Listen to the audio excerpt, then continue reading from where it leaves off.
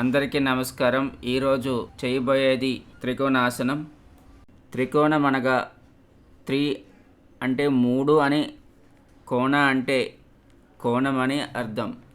3 కోణాలు కలిగిన రూపంలో ఉంటుందని దీనికి త్రికోణాసనం అని పేరు వచ్చింది.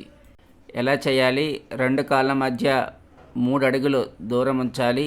2 చేతులు భుజాలకి ఎత్తులో ఉంచాలి. శ్వాస వదులుతూ కుడివైపుకి వంగాలి. Exhale, right side bend. Catch your right leg toes. Inhale, straight to opposite side. Exhale. Inhale. 3. Inhale. 4.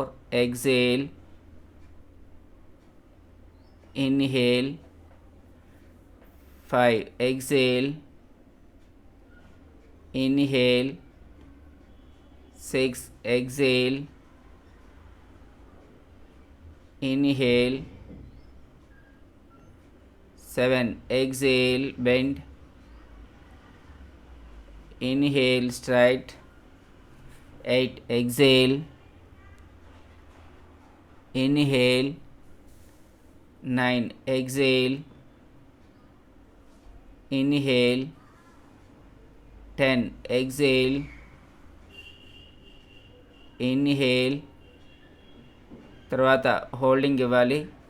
1 2 3 4 5 6 7 8 9 10 11 12 13 14 15 15 14 13 12 11 10 9 8 7 6 5 4 3 2 1. Slowly come to normal position. ఇప్పుడు opposite side. Normal breath.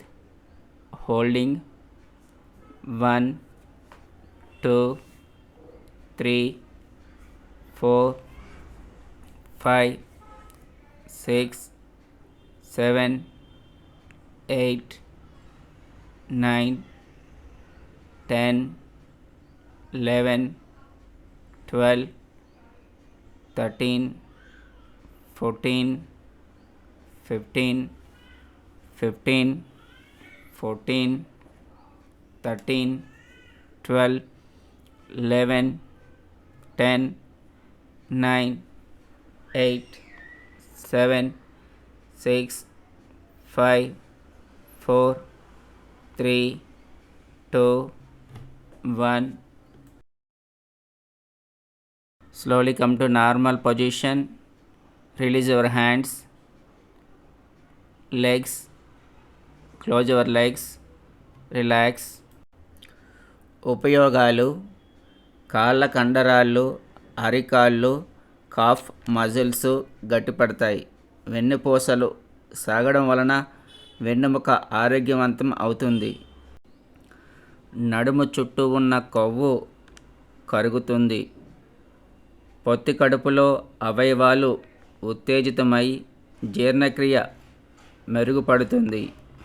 Frozen shoulder ఉన్నవారికి ఈ ఆసనం ఉపయోగపడుతుంది. గూని ఉన్నవారికి మరియు సయాటికాకు ఈ ఆసనం మంచిది. ఎవరు చేయకూడదు? గుండె సంబంధించిన వ్యాధులతో బాధపడేవారు, నడుము నొప్పితో బాధపడేవారు ఈ ఆసనం చేయకూడదు.